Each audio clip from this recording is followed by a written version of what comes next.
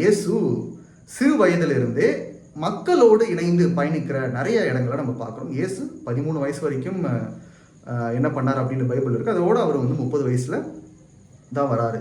இடைப்பட்ட காலங்களில் அவர் என்ன செஞ்சுக்கிட்டு இருந்தார் அப்படின்றது யாருக்கும் தெரியாது, பெருசாக தெரியாது. அதை தெரிஞ்ச ஒரே நபர் நமது அன்னை மரியாள் மட்டும்தான். ஆனால் அந்த ஒரு காலகட்டத்தில் குறிப்பிட்டு ஒரு சில விஷயங்கள் நம்ம பார்க்கும்போது இயேசு என்ன பண்ணி இருந்திருக்கலாம் அப்படின்னு பார்த்தோம் அப்படின்னா, இயேசு மக்களோட பிரச்சனைகளை புரியறதுக்காக மக்களோட இணைஞ்சு செயல்பட்டிருப்பார்.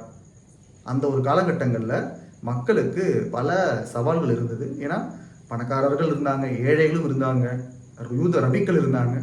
ஸோ ஒரு யூத கலாச்சாரத்தை முழுமையாக புரிஞ்சுக்கிறதுக்கு ஒரு மனித இயல்பில் பிறந்த ஆண்டவர் அவர்களோடு இருந்து அவர்களோடு பயணித்து ஒரு மனிதனாகவே இருந்து அவங்கள புரிஞ்சுக்கிறார், அவங்களோட பிரச்சனையை புரிஞ்சுக்கிறார்.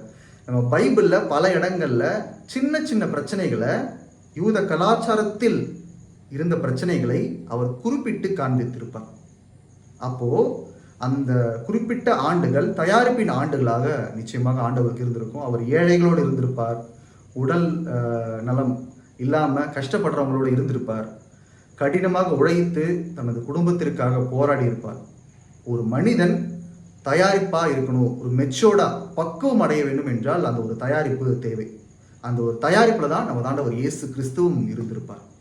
அவர் தயாரிப்பு முடித்ததுக்கு அப்புறமா நற்செய்தி பணிக்காக வராரு, திருமுழுக்கு எடுக்கிறார், கானாவூரில் அற்புதம் செய்கிறாரு. அதுக்கப்புறம் நற்செய்தி பணி செய்ய ஆரம்பிக்கிறார்.